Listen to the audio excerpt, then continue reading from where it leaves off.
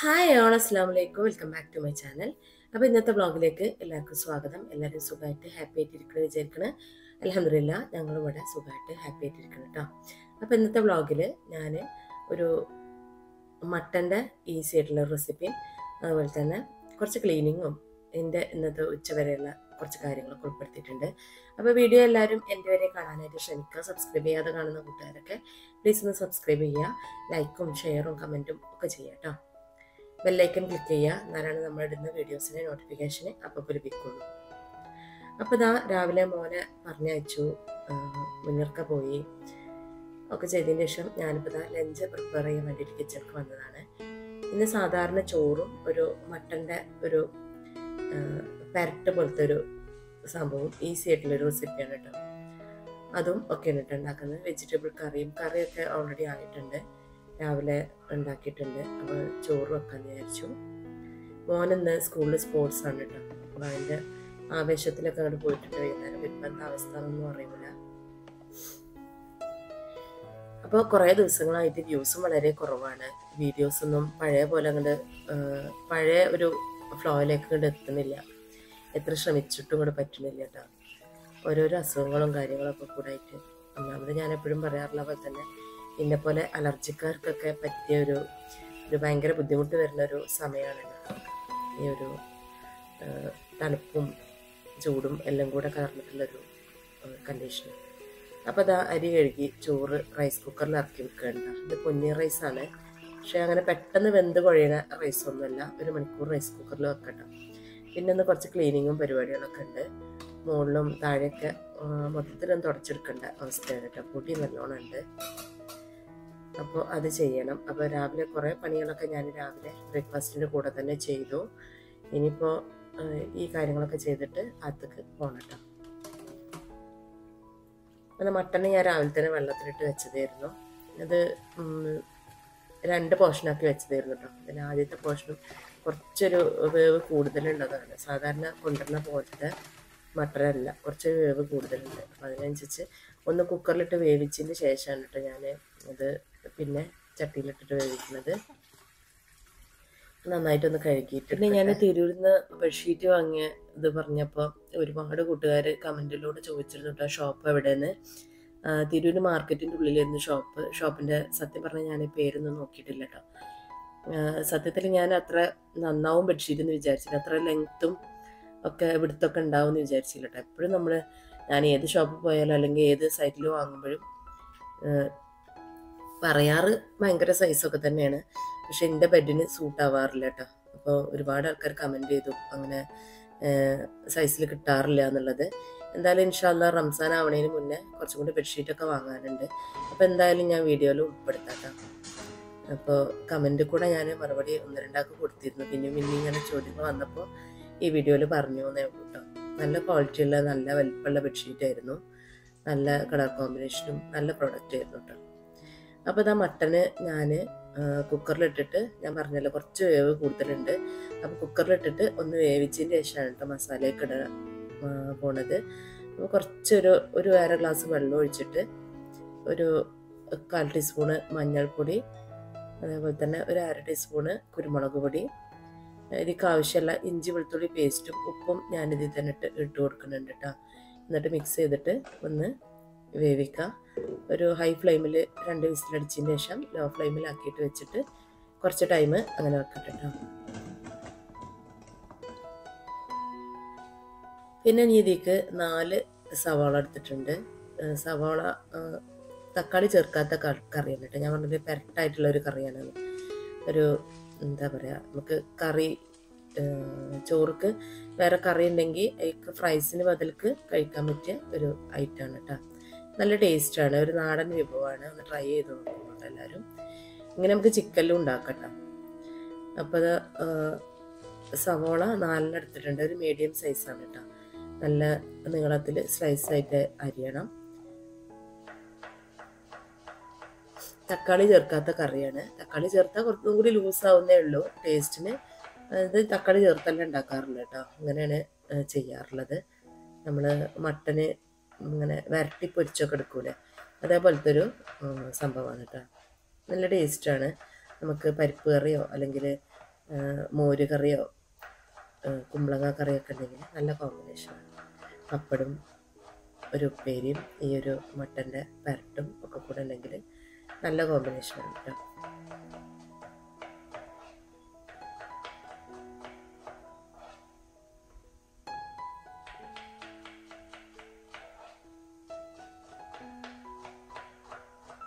അപ്പം ഇനിയിപ്പോൾ റംസാനൊക്കെ ആയി വീട് ഡീപ്പ് ക്ലീനൊക്കെ ചെയ്യേണ്ട സമയമായി തുടങ്ങിയില്ലേ. അപ്പോൾ കുറച്ചും കൂടി കഴിഞ്ഞാൽ ഡീപ്പ് ക്ലീനൊക്കെ തുടങ്ങണം ഇൻഷാ അല്ലാ. ഞാൻ വ്ളോഗായിട്ട് അങ്ങനെ ചെയ്യണം എന്നൊക്കെ വിചാരിക്കുന്നുണ്ട്. ആരോഗ്യ പ്രശ്നങ്ങളൊന്നും ഇല്ലാതിരിക്കട്ടെ. അപ്പോൾ അതാ നല്ല അടി കട്ടിയുള്ള നല്ല ഒരു കടായി തന്നെ വെക്കട്ടെ. നല്ല വെയിറ്റുള്ള കടായിയാണിത്. അത് തന്നെ വെക്കുക. അത് നമുക്ക് മസാലകൾ ഇതിക്ക് ഫ്രഷായിട്ട് വറുത്ത് പൊടിച്ചിട്ട് എടുക്കണം കേട്ടോ. ആ സമയം കൊണ്ട് ഇതാ ചോറ് തിളച്ചിട്ടുണ്ട്. ഒന്ന് റൈസ് കുക്കറിൽ ഇറക്കി വെക്കട്ടെ.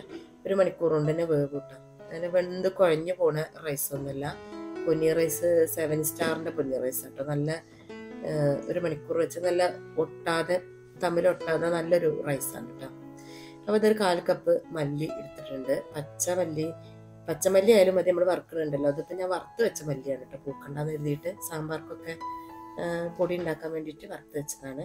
അതിലേക്ക് ഒരു 1/4 ടീസ്പൂൺ ചെറിയ ജീരകം, 1/4 ടീസ്പൂണ് വലിയ ജീരകം, 2 സ്പൂണ് മുഴുവൻ കുരുമുളക്, പിന്നെ അത് 2 ഏലക്കായ, ഒരു പട്ടൻ്റെ കഷ്ണം, ഒരു സ്റ്റാർ, 2 ഗ്രാമ്പു, ഒരു 3 വറ്റൽമുളക് ഇതും കൂടി ചേർക്കുന്നുണ്ട് കേട്ടോ. വറ്റൽമുളക് നമ്മൾ എരിവിൻ്റെ ആവശ്യത്തിന് വേണ്ടി ചേർക്കാം. എനിക്കിപ്പോൾ ഇത്ര എരിവ് മതിയെന്ന് കരുതിയിട്ടാണ് കേട്ടോ. ഞാൻ ഓൾറെഡി അതിൽ മട്ടനിൽ രേഷം കുരുമുളക് ഇട്ടിട്ടുണ്ട്. പിന്നെ ഇതിൽ 2 സ്പൂൺ ഇട്ടല്ലോ. അപ്പോൾ അത്യാവശ്യം എരിവ് ഉണ്ടാവും കേട്ടോ. പിന്നെ പച്ചമുളക് ഞാൻ ഇടൂല കേട്ടോ. ഞാൻ മോന് കൊടുക്കണ കാരണം പച്ചമുളകിന് ഒരു പ്രത്യേക സൈസ് ഒരു എരിവല്ല. ഇത് എരിവ് കറിയിൽ കിടന്നിട്ട് പിടിച്ചുകൊണ്ടിരിക്കും. അപ്പോൾ പച്ചമുളക് ഇടുന്നില്ല കേട്ടോ. എരിവിന് വറ്റൽമുളകും കുരുമുളകും മാത്രമാണ് ഇടുന്നത്.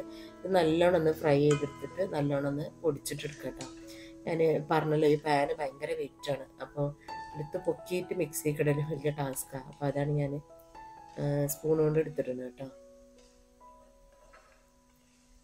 നല്ലോണം ഒന്ന് പൊടിച്ചെടുക്കുക. നല്ല ഫൈനായിട്ടൊന്നും പൊടിഞ്ഞു കിട്ടൂല കേട്ടോ. മല്ലി സ്വതവേ അതിൻ്റെ ആ ഒരു ഇതുണ്ടല്ലോ, കണ്ണ് ഭാഗം ഉണ്ടല്ലോ, അത് പൊടിയാതെ അങ്ങനെ തെരുതെരുപ്പായിട്ട് കിടക്കും. അത് കുഴപ്പമില്ല. അത് ഈ കറിക്ക് ടേസ്റ്റാണ് കേട്ടോ. ഈ ഒരു ഡിഷിന് ആ ഒരു ഫോം നല്ല ടേസ്റ്റാണ്. ഞാൻ നന്നായിട്ട് ഒന്ന് പൊടിച്ചെടുത്തിട്ട് വരട്ടെ. ഈ ചട്ടിയിൽ തന്നെ ചട്ടി ഓൾറെഡി ചൂടുണ്ടല്ലോ. അതിൽ തന്നെ കുറച്ച് മാത്രം വെളിച്ചെണ്ണ ഒഴിച്ചിട്ട് ഉള്ളി വഴറ്റാനായിട്ടിടാം.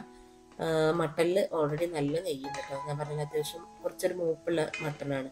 അപ്പം നല്ല നെയ്യുണ്ട്. അപ്പം നമ്മൾ ഫാറ്റ് കുറക്കാൻ വെളിച്ചെണ്ണ കുറച്ച് യൂസ് ചെയ്യട്ടെ. ഈ ഒരു പാനിലായതുകൊണ്ട് അടി പറ്റൊന്നുമില്ല, നന്നായിട്ട് വാടി കിട്ടിക്കോളും.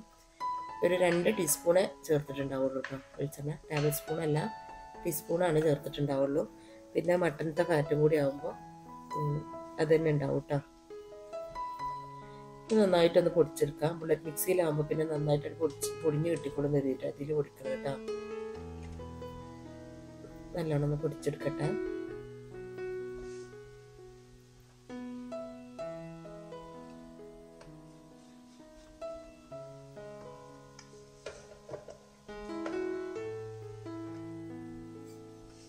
കൂടുതൽ ഇൻഗ്രീഡിയൻസ് ഒന്നും വേണ്ട, സിമ്പിളായിട്ടുള്ള റെസിപ്പിയാണ് കേട്ടോ.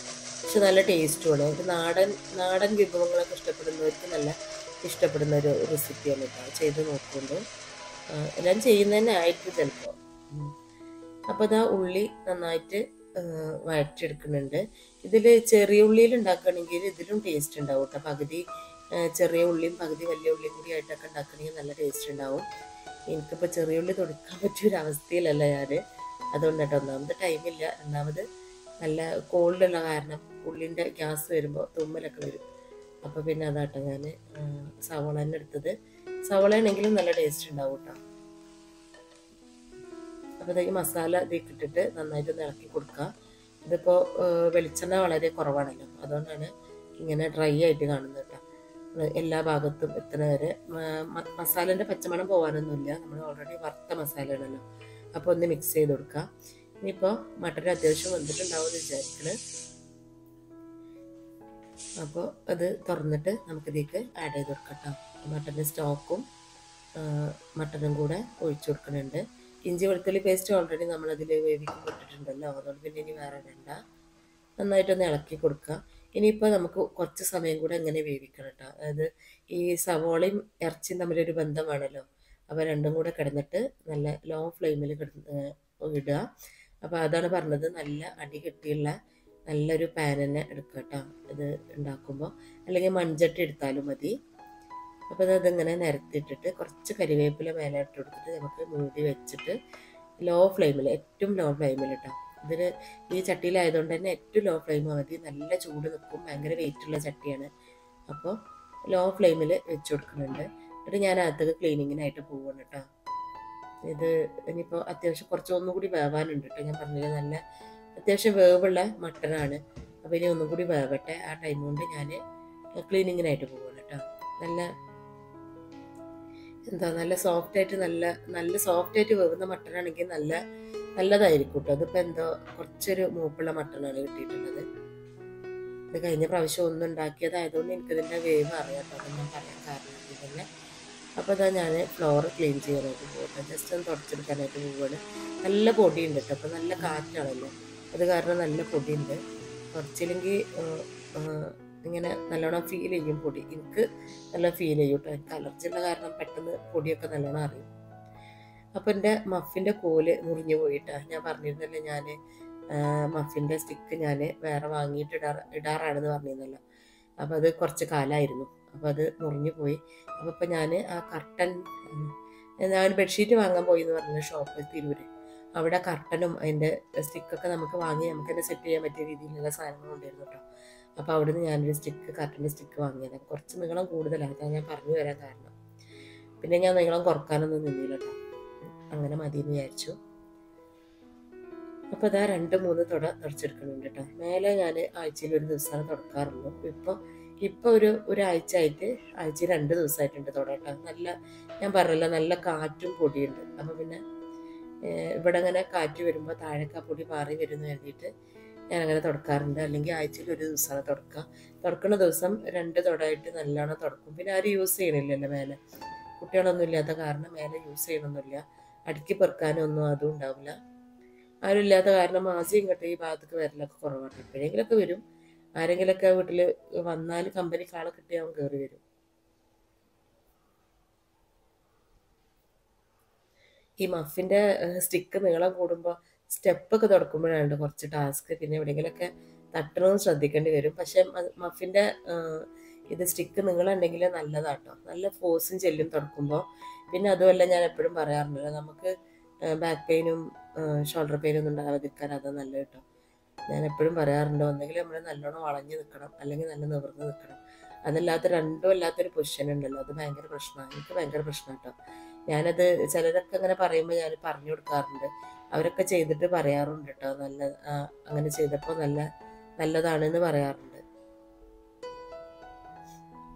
മഫിൻ്റെ സ്റ്റിക്കിൻ്റെ കാര്യം ഞാൻ എടുത്ത് പറയാൻ കാരണം, ആദ്യം ഞാനൊരു പ്രാവശ്യം ഇങ്ങനെ മഫിൻ്റെ സ്റ്റിക്ക് ഇങ്ങനെ നീളം കൂട്ടുന്നതാണെന്ന് പറഞ്ഞപ്പോൾ പല ആൾക്കാർ ചോദിച്ചിരുന്നു കേട്ടോ, എവിടെ നിന്ന് അത് വാങ്ങാന്നൊക്കെ.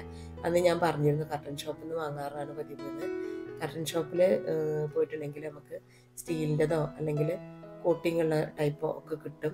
നമുക്ക് പിടിക്കാനുള്ള നമ്മളെ കംഫോർട്ടായിട്ടുള്ള വണ്ണും വെയിറ്റൊക്കെ നോക്കിയിട്ട് നമുക്ക് എടുക്കാനായിട്ട് പറ്റും കേട്ടോ.